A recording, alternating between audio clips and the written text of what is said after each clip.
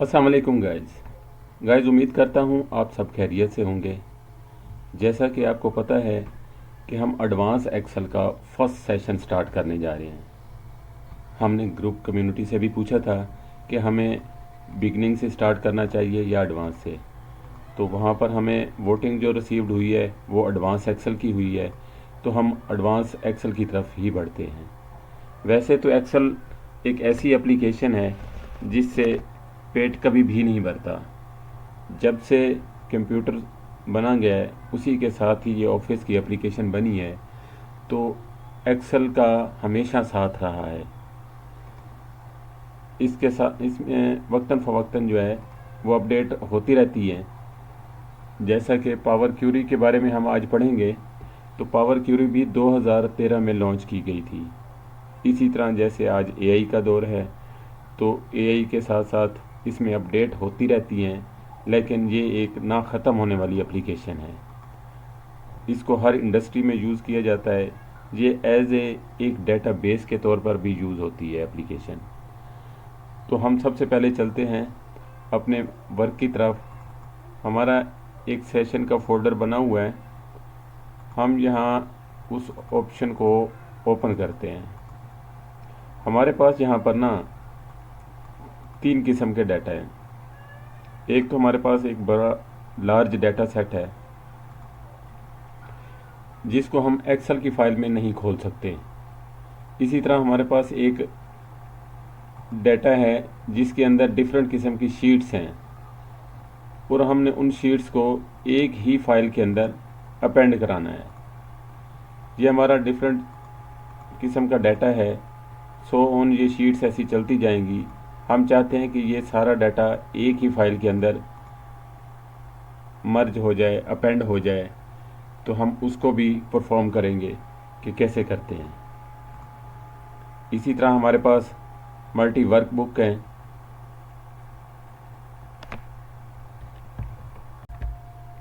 ये आपको सामने मल्टी वर्क बुक भी नज़र आ रही हैं, तो हम इनके ऊपर भी परफॉर्म करेंगे कि हम इनको कैसे एक ही जगह पर अपेंड करा सकते हैं। क्योंकि हमारे पास डाटा डिफरेंट किस्म के फोल्डर में पड़ा होता है, तो हम उनको एक ही जगह पर कलेक्ट कैसे कर सकते हैं, ये भी हम आज इस सेशन में पढ़ेंगे। सबसे पहले हम एक न्यू एक्सेल फाइल ओपन कर लेते हैं।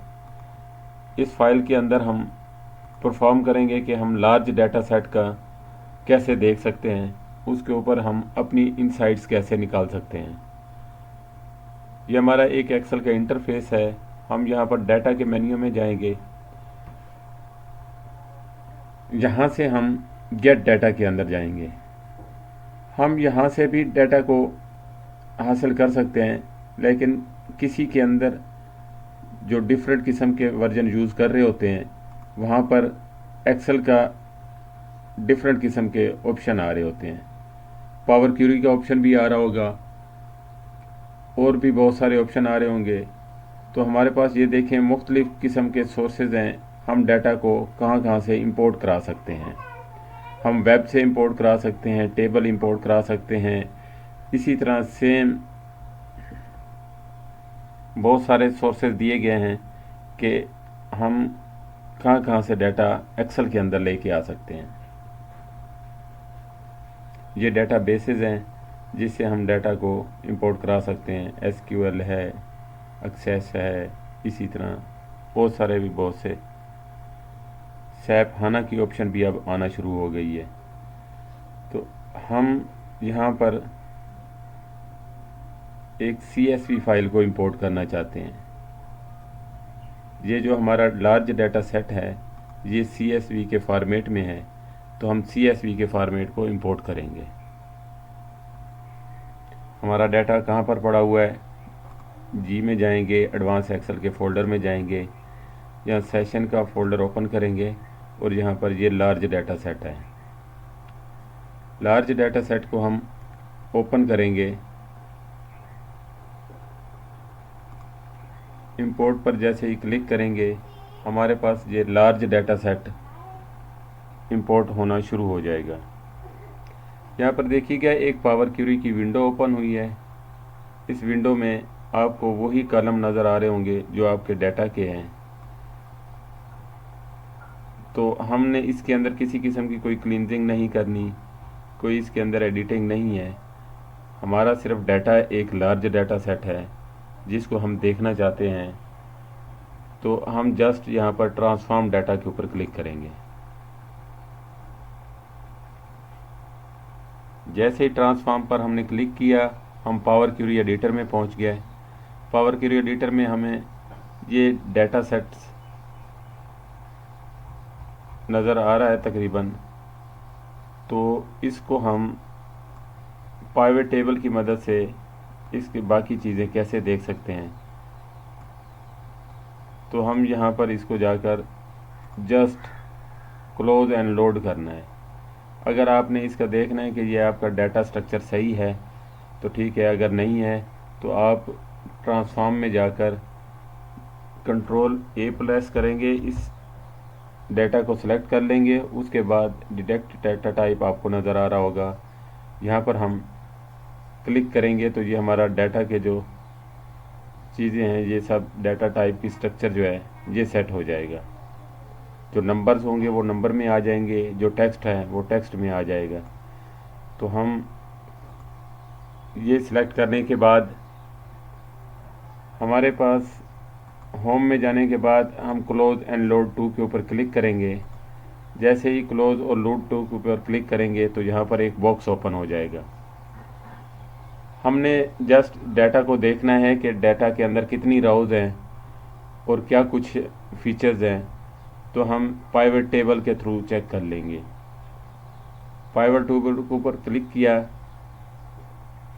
जैसे ही पाइवट टेबल के ऊपर हम क्लिक करेंगे और उसी के साथ ही ये एग्जिस्टिंग फाइल है और न्यू फाइल है। क्योंकि ये हमारी फ़ाइल फ्री है तो हम एग्जिस्टिंग के ऊपर क्लिक कर लेंगे। क्लिक करने के साथ ही हम इसको ओके करेंगे। तो ये हमारा डाटा सेट लोड होना शुरू हो चुका है। जैसे ही हमारा ये डाटा सेट लोड होगा तो हम यहाँ पर देखेंगे कि ये कितना बड़ा डाटा सेट है।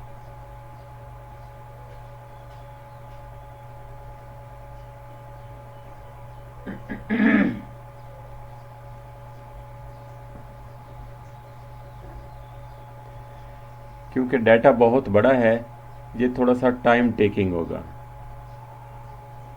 अगर छोटा डाटा होता तो एक्सेल के ऊपर डायरेक्ट भी ओपन हो सकता था। हम इसको डायरेक्ट ओपन करके इसके ऊपर पाइवट टेबल का इस्तेमाल करते हुए बाकी चीज़ें परफॉर्म कर सकते थे, ओवरऑल बाकी ऑपरेशन भी परफॉर्म कर सकते थे। क्योंकि ये डाटा सेट बहुत बड़ा है तो इस वजह से यहाँ पर हमें थोड़ा सा वेट करना होगा। जैसा कि आपको पता है कि हमारे पास 10,48,576 रोज़ होती हैं एक्सेल के अंदर। अब ये डाटा हमें 11 लाख से भी ज़्यादा क्रॉस कर रहा है। तो देखते हैं ये डाटा कहाँ तक जाता है। इस डाटा को हम कैसे एक्सेल के अंदर व्यू कर सकते हैं, इसके ऊपर हम बाकी ऑपरेशन कैसे ऑपरेट कर सकते हैं।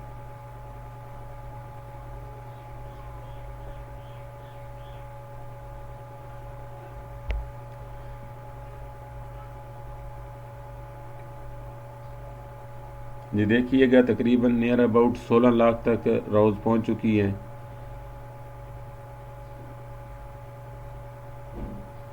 ये हमारे पास एक पैन ओपन हो जाता है क्यूरी का। यहाँ आप डाटा में जाएंगे तो यहाँ पर ये अभी इनएक्टिव है क्योंकि अभी डाटा लोड हो रहा है। अगर इन केस ये वाला पैन आपसे कहीं गुम हो जाता है, हाइड हो जाता है, तो उसके ऊपर भी हम यहाँ डाटा में जाकर इसको डिस्प्ले करवा सकते हैं। अब देखिएगा यहाँ पर ये डाटा अपलोड हो गया है। हम इसको अगर देखना चाहते हैं कि नंबर ऑफ़ रोज़ कितनी है इस डाटा के अंदर, या कोई और फंक्शन हम देखना चाहते हैं, हम चेक करते हैं जी। डेट को हम रो के अंदर अप्लाई करेंगे और इसके साथ ये देखें जी हमारे पास ये 2005 से लेके 2014 तक का डाटा अवेलेबल है। इसके टोटल हम अगर देखें कि नंबर ऑफ़ रोज़ कितनी हैं तो हम उनको काउंट लगा लेते हैं। काउंट लगाने के लिए हम कोई ऐसा कॉलम उठाएंगे जिसके अंदर डाटा कंप्लीट होगा। तो यहाँ से हम कोई भी कॉलम उठा सकते हैं। यहाँ से मैं उठाना चाहता हूँ नंबर ऑफ डेज एक्सीडेंटल, यहाँ पर हम देखते हैं लाइट कंडीशन है, डाटा के ऊपर नंबर ऑफ कैजुअलिटी उठा लेते हैं हम। नंबर ऑफ व्हीकल्स भी आ रहा है, नंबर ऑफ कैजुअलिटी भी आ रहा है। अगर हम नंबर ऑफ कैजुअलिटी उठाएंगे तो ये यहाँ पर उसने सम कर दिया है। हम सम नहीं, हम इसको काउंट करना चाहते हैं, हम देखना चाहते हैं कि ये हमारा कितना बड़ा डाटा है। इस डाटा के ऊपर हम क्लिक करने के साथ वैल्यू फील्ड की सेटिंग में जाएंगे और काउंट पर हम क्लिक करने के बाद ओके कर देंगे। अभी हम देखते हैं, देखें जी, ये हमारे पास 16,40,597 रोज़ का डाटा शो हो रहा है। सेम ऐसे नंबर ऑफ़ व्हीकल्स भी हम साथ रख सकते हैं, इसको भी हम काउंट लगाएंगे तो ये भी हमें नंबर ऑफ़ व्हीकल्स यहाँ सम आ रहा है। तो हम चाहते हैं जी हम इसको काउंट करें, तो वैल्यू में जाने के बाद यहाँ पर हम काउंट पर क्लिक करेंगे तो ये हमारी नंबर ऑफ़ व्हीकल्स भी उतनी ही आ रही है। तो ये लार्ज डाटा सेट को देखने के लिए हम यहाँ पर नंबर ऑफ़ कैजुअलिटी देखनी है कि इन साल्स के अंदर कितनी कितनी हुई है, तो ये सामने आ गया है। इसके थ्रू अगर हम किसी किस्म का कोई चार्ट भी इंसर्ट करना चाहते हैं तो उसको भी हम इंसर्ट कर सकते हैं। यहाँ पर आप देख लें कि हमने उस डाटा को सिलेक्ट करने के साथ साथ ये एक चार्ट सेलेक्ट कर लिया है। इसके लेबल अगर लगाने हैं तो यहाँ पर लेबल पर जाएंगे और बाकी चीज़ें अगर हम ख़त्म कर दें, यहाँ पर भी अगर राइट क्लिक करें और तमाम फील्ड जो हाइड कर दें, यहाँ पर हम इस लेबल्स का कलर चेंज करना चाहते हैं तो वो भी कर सकते हैं। ये जस्ट दिखाने का मकसद ये था कि आप लार्ज डाटा सेट को कैसे डिस्प्ले कर सकते हैं और इसके ऊपर जो है ना हम कैसे परफॉर्म कर सकते हैं।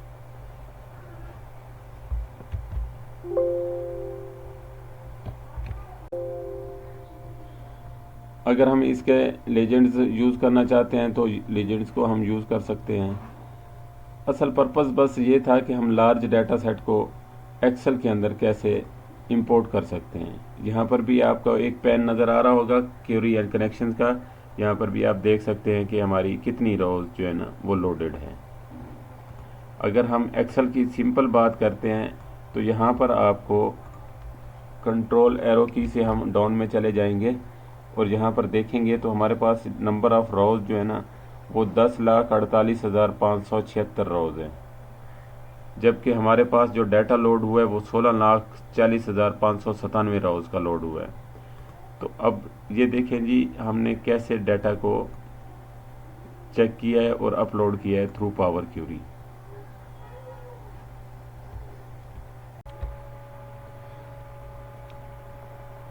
अब हम इस फाइल को क्लोज करते हैं और हम चलते हैं नेक्स्ट। ये हमारे पास डिफरेंट किस्म की फाइल्स हैं, शीट्स हैं, हम इनको एक जगह कैसे कलेक्ट कर सकते हैं। हम इसके ऊपर वर्क करेंगे कि हमें ये जो तमाम डाटा है एक ही फाइल में चाहिए। यहाँ पर हम चाहते हैं जी इसको रीनेम करें और यहाँ पर ऑल डाटा लिख देते हैं। एक तो सिंपल हल ये है कि हम 1 बाय 1 इसको कॉपी करें। कंट्रोल ए से सिलेक्ट करने के साथ कंट्रोल सी के साथ कॉपी करते हैं और यहाँ पर आकर पेस्ट कर देते हैं। सेम इसी तरह 2023 का कॉपी करेंगे, कॉपी करने के साथ यहाँ पर पेस्ट करेंगे। मैं कहता हूँ जी मेरे पास यहाँ पर 100 शीट्स हैं। अब 100 शीट्स को मैं कैसे यहाँ पर 1 बाय 1 डाटा कलेक्ट कर सकता हूँ। एक तो यही मैनुअल प्रोसेस है कि हम इसको कॉपी पेस्ट करते जाएं और अपना डाटा लेके आते जाएं। एक और हमारे पास पावर क्यूरी का ऑप्शन है कि हम डाटा को ऑटोमेट कैसे यहाँ पर लेके आ सकते हैं। हमारे पास ये फाइल्स हैं, हम इन फाइल्स को टेबल में कन्वर्ट करेंगे। यहाँ पर हम क्लिक करेंगे और कंट्रोल टी प्रेस करेंगे। जैसे ही कंट्रोल टी प्रेस करेंगे हमारे पास एक टेबल का नेम आ जाएगा। हम उसको टेबल के अंदर कन्वर्ट करने के साथ यहाँ पर टेबल डिज़ाइन में जाने के बाद ये टेबल का नेम आ जाता है। हम इस नेम को इसके साथ सेलेक्ट कर लेते हैं कि जी 2022 मेरे टेबल का नाम है। ये मैं अपनी आइडेंटिफाई के लिए नेम चेंज कर रहा हूँ ताकि मुझे याद रहे कि मेरा कौन कौन सा डाटा अपेंड हो गया है। इसी तरह दूसरी फाइल को सिलेक्ट करूँगा, उसको टेबल के अंदर कलेक्ट करूँगा। टेबल के साथ मैंने कन्वर्ट करने के साथ 2023 का डाटा आ गया है। इसी तरह 2024 के डाटे को कंट्रोल टी प्रेस करूँगा। ओके पर प्रेस करने के साथ ही ये 2023 का डाटा या 24 का डाटा है, तो हम इसको 2024 का डाटा सेलेक्ट कर लेते हैं। ये एक फ़ाइल है, इसको अब हम अभी कन्वर्ट नहीं करते, हम इसको ऑटोमेट के थ्रू अपेंड कराएंगे। अभी हमारे पास ये 3 फाइल्स हैं, इसको हम कैसे अपेंड करा सकते हैं एक ही फाइल में। तो हम इसी फाइल के अंदर रहते हुए डाटा में जाएंगे। डाटा में जाने के बाद हम यहाँ पर गेट डाटा में जाएंगे और गेट डाटा में जाने के बाद हम यहाँ पर एक ब्लैंक क्यूरी ओपन करनी है। ब्लैंक क्यूरी ओपन करेंगे तो यहाँ पर डिफरेंट किस्म की ऑप्शंस हैं। वो उस डाटा के ऊपर डिपेंड करता है कि हमारा डाटा किस टाइप का है या हमारा एक्सेल का जो वर्जन है वो कौन सा है। अगर किसी के पास अपडेटेड वर्जन है तो यहाँ पर लॉन्च पावर क्यूरी के ऊपर क्लिक कर रहे, अगर नहीं है तो ब्लैंक क्यूरी यहाँ पर भी आ रही है, एक आसान पाथ है। इसके ऊपर अगर हम क्लिक करेंगे तो हम पावर क्यूरी एडिटर में चले जाएंगे।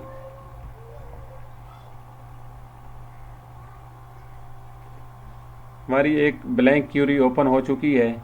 हम अगर इसको रीनेम करना चाहेंगे तो रीनेम कर देंगे। हम इसका नाम रख देते हैं ऑल डाटा।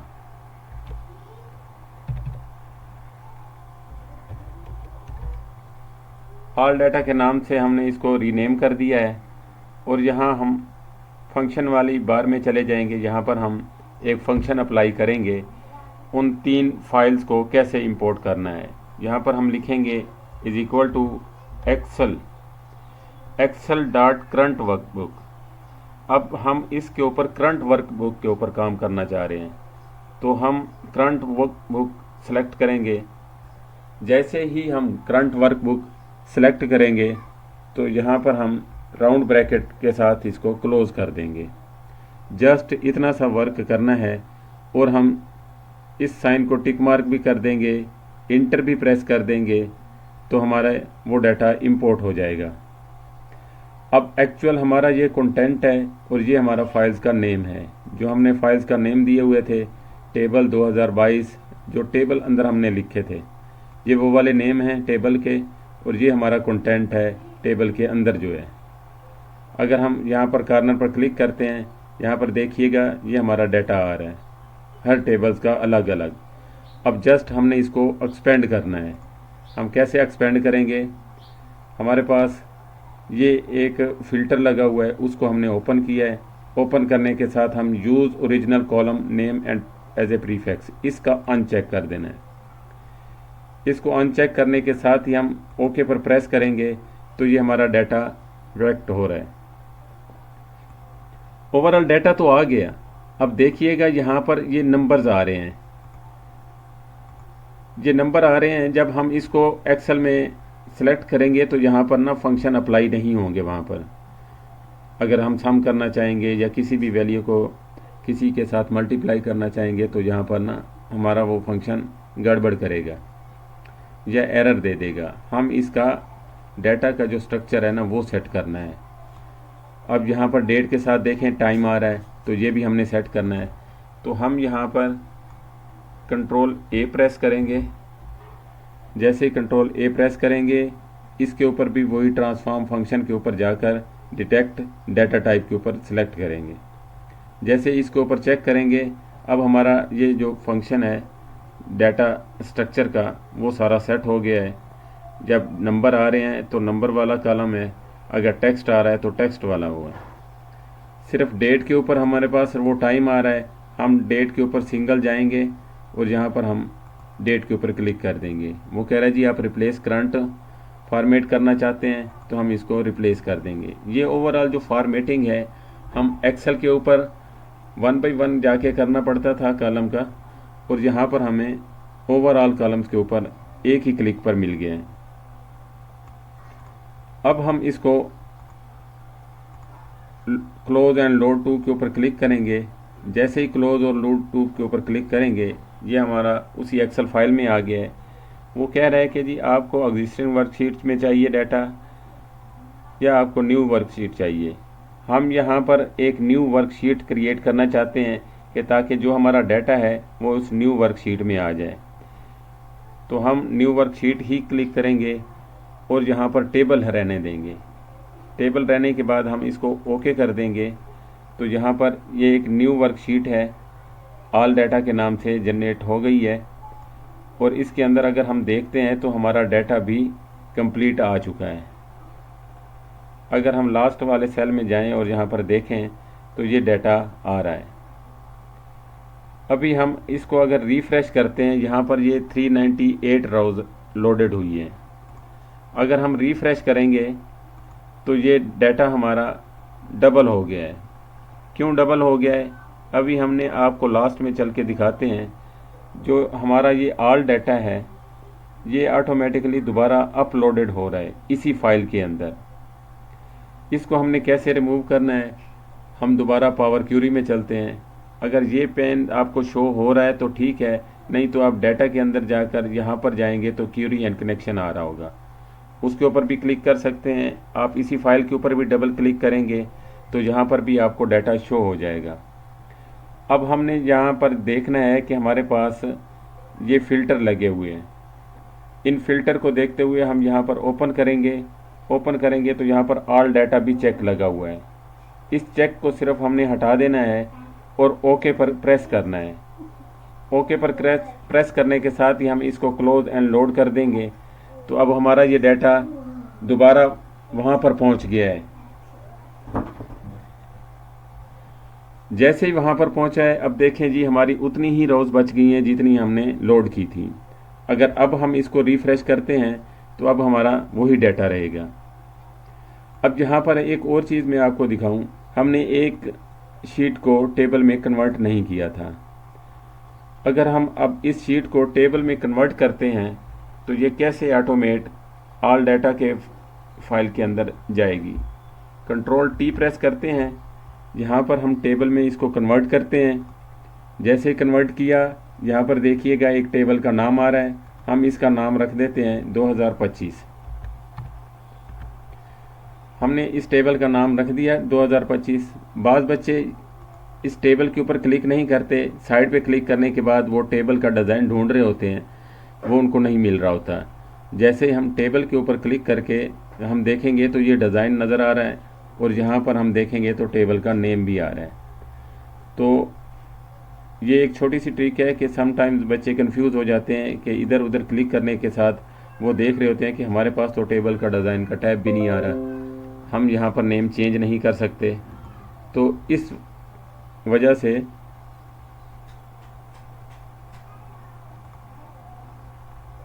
अब हम चलते हैं अपने इस असल डाटा में। हमने यहाँ पर डाटा एक नई शीट बना ली। अब हम देखते हैं कि यहाँ पर कैसे अपडेट हो। जस्ट हमने रिफ़्रेश करना है।